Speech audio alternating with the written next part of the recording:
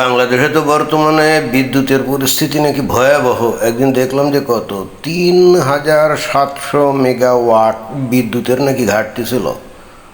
অর্থাৎ অন্য কথায় গোটা বাংলাদেশের অর্ধেক বিদ্যুৎ ছিল না। গাঁও গ্রাম তো দূরের কথা, শহর বন্দরেই নাকি ঠিক মতো বিদ্যুৎ থাকে না। এটাই বাংলাদেশের বর্তমান পরিস্থিতি। এবং ঠিক এই মোমেন্টে এই বিদ্যুৎ এবং জ্বালানি মন্ত্রী উনি কিন্তু দুর্দান্ত একটা বক্তব্য পেশ করেছেন, যেটা তার মতো একজন গণ্যমান্য ব্যক্তির মুখ থেকে মানায়। কারণ উনি তো অনেক বুদ্ধিমান, তাই না? তার কথার মধ্যে ব্যাপক বুদ্ধিমত্তার ছাপ। এবং সেই হেতু উনি বলেছেন যে গ্রামগঞ্জে বিদ্যুৎ থাকে না, বস্তুত ওই যে গাছগাছালির মধ্য দিয়ে বিদ্যুতের লাইন চলে যায়, গাছের ডাল টাল এগুলা ভেঙে পড়ে ওই বিদ্যুৎ লাইনে, এবং তখন শর্ট সার্কিট হয়ে বিদ্যুৎ লাইন বন্ধ হয়ে যায়। দুর্দান্ত কথায় কিন্তু কোনো ত্রুটি নেই। এবং আসলেও কিন্তু বাংলাদেশে বিশেষ করে ঝড় বাতাস হলে এই ঘটনা কিন্তু ব্যাপকভাবে ঘটে। কিন্তু যদি এটাই হয় এই গাঁও গ্রামে বিদ্যুৎ না থাকার একটা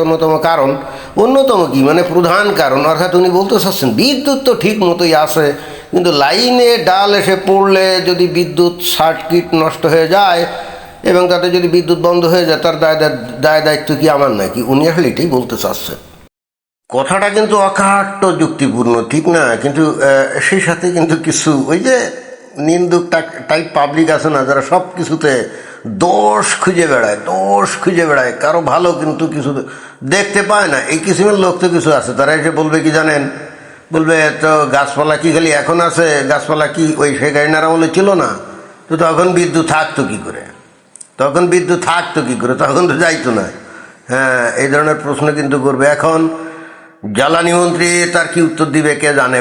কিন্তু কথা হচ্ছে যে আমি যদি ধরেও নেই, এবং এটা কিন্তু আসলে সত্য, একটু বাতাস টাতাস হলে, একটু ঝোড়ো বাতাস হলে আসলে গাছের ডালপালা ভেঙে কিন্তু বিদ্যুৎ লাইনে পড়ে শর্ট সার্কিট হয়ে এটা বন্ধ হয়ে যায়। এখন এই জিনিসটা বন্ধ করার জন্য বিদ্যুৎ লাইনের যে লোকজন আছে না, মানে বিদ্যুৎ বিভাগে, ওখানে কিন্তু লোকজন আছে যাদের দায়িত্ব কিন্তু এই যে লাইনের কোথায় কি গাছের ডাল এসে পড়তে পারে ভেঙে চুরে, তো ওই রাস্তার দুই পাশ দিয়ে কিন্তু যে মানে যেখানে বিদ্যুৎ লাইন ওখানে গাছের ডাল কেটে পরিষ্কার করে এরকম। তো এ ধরনের লোকজন এখন কিন্তু আছে। তো মাননীয় বিদ্যুৎ এবং জ্বালানি মন্ত্রী, আপনার ওই লোকগুলো কি এখন চাকরিতে আছে নাকি বরখাস্ত করে দিয়েছেন আওয়ামী লীগের আমলে নিযুক্ত বলে জানি না। আর যদি থেকেও থাকে, হঠাৎ করে কি তারা বিএনপিতে যোগ দিয়ে কাজকাম বন্ধ করে দিয়েছে? তারা কি এখন আর কাজকাম করে না? রাস্তাঘাটে ডাল কেটে পরিষ্কার করে না নাকি? এরপরে এই জ্বালানি এবং বিদ্যুৎ মন্ত্রী ইকবাল হাসান মাহমুদ টুকু, উনি ওই যে যেখানে মানজামের একটা ছবি দেখা যাচ্ছে, দেখছেন? ওখানে কিন্তু ওই যে ভারতের নতুন যে হাই কমিশনার ওই যে ত্রিবেদী, উনি কিন্তু আছেন এবং মানজামের তারা ছবি তুলছেন। এবং শুনলাম দুই চার দিন আগের খবর, এই ভারতীয় হাই কমিশনার উনি বিদ্যুৎ ও জ্বালানি মন্ত্রীর সাথে দেখা করতে গেছিলেন, এবং সেখানে বিদ্যুৎ এবং জ্বালানি মন্ত্রী ব্যাপকভাবে আবদার অনুরোধ করেছেন এই ভারতীয় যে এই হাই কমিশনার ওনার কাছে, যে আরও আমাদেরকে দাও, ডিজেল দাও, আমাদেরকে 50,000 টন ডিজেল দাও, এবং আমাদের ওই আদানি গ্রুপের যে বিদ্যুৎ বাংলাদেশে আসে এটা নাকি হঠাৎ করে অর্ধেক নামিয়ে দিয়েছে। 1500 মেগাওয়াট বিদ্যুৎ নাকি দেওয়ার কথা, সেখানে নাকি এখন 800-900 মেগাওয়াট বিদ্যুৎ দিচ্ছে। এটা যেন পরিপূর্ণভাবে দেয়। আর বাংলাদেশের যে বিদ্যুতের যে বিভিন্ন যে আছে, উৎপাদন কেন্দ্র আছে, এর একটা বড় অংশই তো ওই দিয়ে ডিজেল দিয়ে চালায়, আবার কিছু আছে গ্যাস দিয়ে চালায় এরকম। তো গ্যাস দিয়ে যেগুলো চালায় সেগুলো তো বাংলাদেশে যে গ্যাস আছে সেগুলো ব্যবহার করে কিছু, আবার ওদিকে কুয়েত, কাতার থেকে যে গ্যাস আনে ওইগুলো দিয়ে চালায়।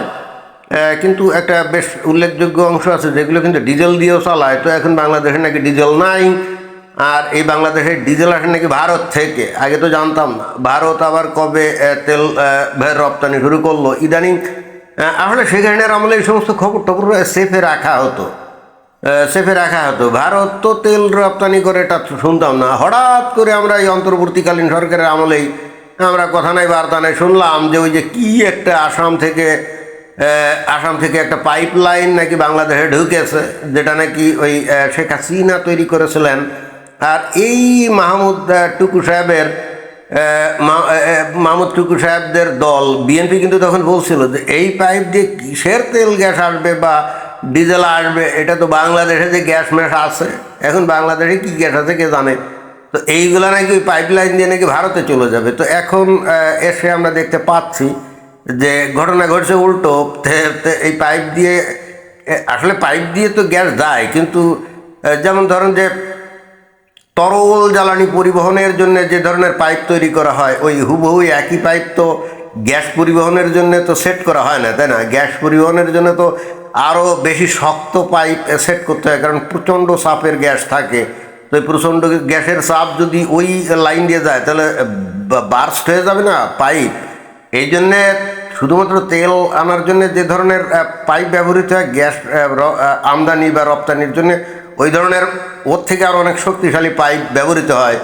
তো আওয়ামী লীগের আমলে এটা যখন সেট করে, তো তখন কি বিএনপির লোকজন দেখে নাই যে এইটা দিয়ে আসলে কী আসবে, এটা আসলে কোন বৈশিষ্ট্যের, এটা কি তরল জ্বালানি পরিবহনের নাকি বাষ্পীয় গ্যাস পরিবহনের পাইপলাইন? এগুলো কোনো কিছু কেয়ার না করেই জাস্ট আওয়ামী লীগের বিরুদ্ধে দোষ দিতে হবে না যে আওয়ামী লীগ বাংলাদেশের গ্যাস কি ভারতে পাচার করবে, তাই না? তো যাই হোক, এখন বিএনপির আমলে ভাগ্য ভালো, শেখ হাসিনা এই লাইনটা করে রেখে গেছিল, এই জন্য খুব দ্রুত ওইখান দিয়ে ডিজেল বাংলাদেশে ঢুকানো হয়। তো এখন বাংলাদেশের পাবলিক তো ভারতকে ঘৃণা করে, ভারতকে অপছন্দ করে, ভারতের বিরুদ্ধে জিহাদ করতে চায়, গাজওয়াতুল হিন্দ করে তারপরে ওদের ওই যে সুন্দরী মেয়েদের গনিমতের মাল হিসেবে ভোগ করতে চায়। সেখানে ভারতের কাছে ডিজেল চাইলে ভারত দিয়ে দেবে।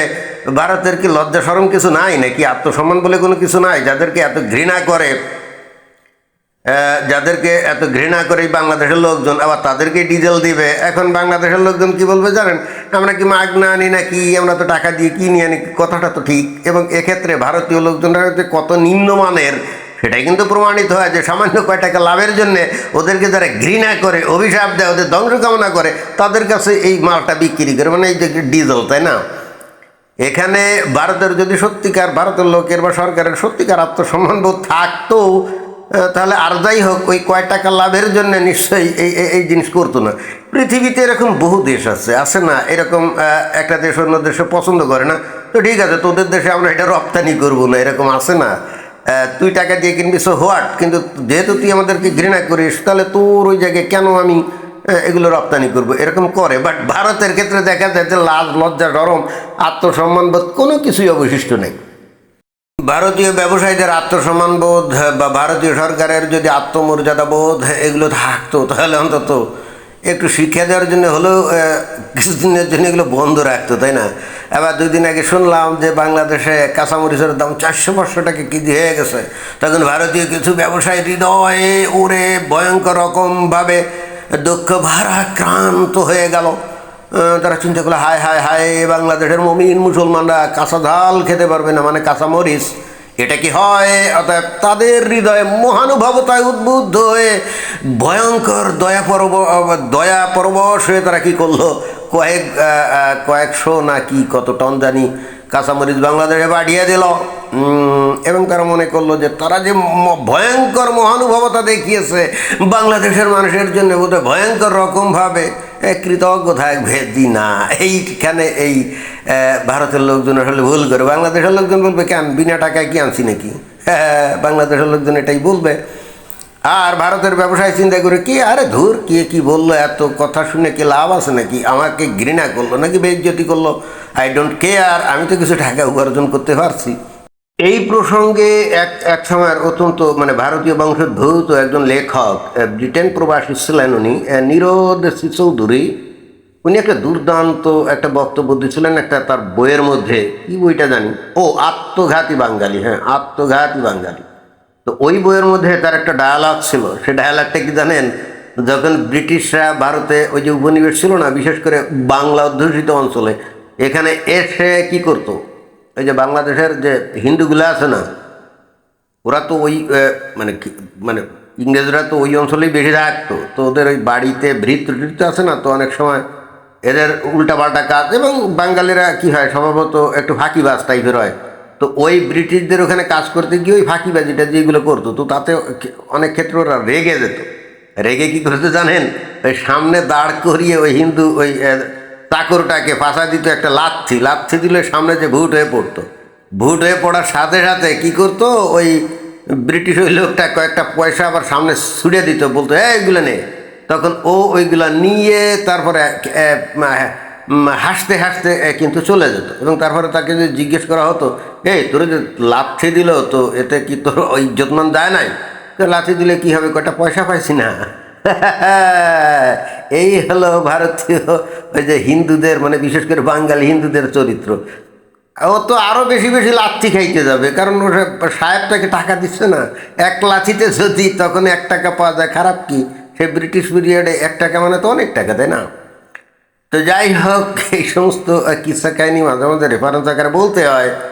তো পরিশেষে যে একটা খবর দিয়ে এই ভিডিও শেষ করতে হবে, সেটা হলে কি জানেন, এই বর্তমানে বাংলাদেশে বিদ্যুৎ এবং জ্বালানি মন্ত্রী আছেন না, ইকবাল মাহমুদ টুকু, তো এই ভদ্রলোকই কিন্তু 2001 থেকে 2006 সাল মেয়াদে যখন বিএনপি ক্ষমতায় ছিল, তখনই কিন্তু উনি বিদ্যুৎ প্রতিমন্ত্রী ছিলেন, এবং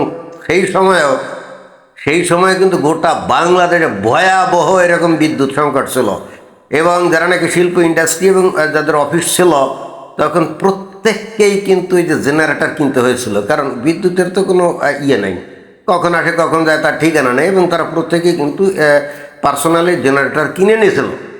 তো সেই একই ব্যক্তি আবারও এইবার পূর্ণমন্ত্রী হয়ে আসছেন, তখন ছিলেন প্রতিমন্ত্রী, তো সেই ব্যক্তিকে প্রমোশন দিয়ে এবার পূর্ণমন্ত্রী করছে, তো ফলাফল তো আরও বেশি বিদ্যুৎ থাকবে না, এটাই তো, তাই না? আগে একটু আগে থাকতো না একটু, আগে হয়তো 10 ঘন্টা থাকতো না, তো এখন যদি 20 ঘন্টা বিদ্যুৎ না থাকে, তাহলে তার পূর্ণমন্ত্রী হওয়ার সার্থকতাটা কোথায়? তাকে তো দেখাতে হবে যে তার কাজে দক্ষতা আসছে, অর্থাৎ আগে যখন এই মন্ত্রণালয় সামলেছেন তখন 10 ঘন্টা হয়তো লোডশেডিং থাকতো, তো এটাকে তো উন্নত করে 20 ঘন্টা লোডশেডিং রাখাতে হবে, তাই না? এবং সেটাই কিন্তু হচ্ছে। বাংলাদেশের মানুষ শুনে হোক ধন্য। পরিশেষে যেটা বলতেই হচ্ছে সেটা হলো, বাংলাদেশের এই বিএনপি এরা কিছুদিন আগে কিন্তু ভারতের পণ্য বয়কট আন্দোলন শুরু করেছিল, তাই না? এবং এদের দেখা দেখি বাংলাদেশের সবাই তো ভারতীয় পণ্য বয়কট, এবং পরিস্থিতি এত ভয়ঙ্কর ছিল, বাংলাদেশে ওই যে ফাস্ট ফুডের দোকান বা রেস্টুরেন্টে গিয়ে ভারতীয় কোনো জিনিসপত্র পাওয়া যেত না। আবার কিছুদিন তারা ওই ইহুদিদের পণ্য বয়কট করছিল, তখন কোকাকোলা টোলা এগুলো পাওয়া যেত না। তো এখন তার সাথে বড় কথা হলো যে ভারতীয় পণ্য যেহেতু বয়কট করা হচ্ছে, তাহলে এই ভারতীয় হাইকমিশনারের কাছে তেল, গ্যাস, জ্বালানি অথবা বিদ্যুতের জন্য কি কারণে চাওয়া হবে, কারণ ওই ভারতের ওরা তো হিন্দু মুশরেক, ওদের উৎপাদিত তেল বলেন আর বিদ্যুৎ বলেন আর যাই বলেন, সেগুলো তো ভাই হারাম হবে, তাই না? তো এই হারাম জিনিসগুলো কেন বাংলাদেশে আমদানি করে বাংলাদেশের মানুষের ইমান ধ্বংস করার এই যে অপচেষ্টা যে হচ্ছে, কই তৌহিদি জনতা দেখি চুপচাপ। তারপরে কয়দিন আগে ভারতের লোকজন, কৃষকরা কী করেছে, শূকরের যে বিষ্ঠানা পায়খানা সেটাকে সার হিসেবে ব্যবহার করে মরিচ উৎপাদন করছে, এবং সেইগুলো বাংলাদেশে পাঠিয়ে দিয়েছে। ওরা নিজেরা কিন্তু খায় নাই, আমি তলে তলে খবর নিলাম, মানে গোপন সূত্রে, এটা বলা যাবে না, ওরা নিজেরা কিন্তু খায় নাই, কারণ ওরা শূকরের মাংস খায় ঠিকই, কিন্তু শূকরের বিষটা তো খায় না। তো শূকরের বিষটা দিয়ে ওরা যে মরিচ উৎপাদন করছে সেটা নিজেরা না খেয়ে চান্স মোতাবেক বাংলাদেশে পাঠিয়ে দিয়েছে। ওই যে একটু আগে বললাম না যে ভারতের লোকজনের কোনো আত্মসম্মান বোধ কিছু নাই, আসলে ঘটনা তা না, হালকা টাইপের কিছু হয়তো আছে, কিন্তু চান্স ওরা অপেক্ষায় ছিল যে বাংলাদেশে মরিচের দাম বেড়ে যাবে, তখন পাগলের মতো হয়ে এরা ভারতের কাছে টোকাবে কোথায় মরিচ টুটিচ আছে কিনা। এই জন্য এরা আগে ভাগে ওই শূকরের বিষটা দিয়ে সার ব্যবহার করে আর কি ওই মরিচ উৎপাদন করছিল, যাতে চাহিদা মাত্রই তারা বাংলাদেশে ওইগুলো পাঠাতে পারে। ওদের উদ্দেশ্য তো এক পরিষ্কার, বাংলাদেশের মুমিন মুসলমানের ইমান ধ্বংস করা। এটা কি বুঝি না? ভাই আমি তো বুঝছি, মানুষকে বোঝানোরও কম চেষ্টা করছি না, কিন্তু আমার কথা তো কি শোনে না রে ভাই।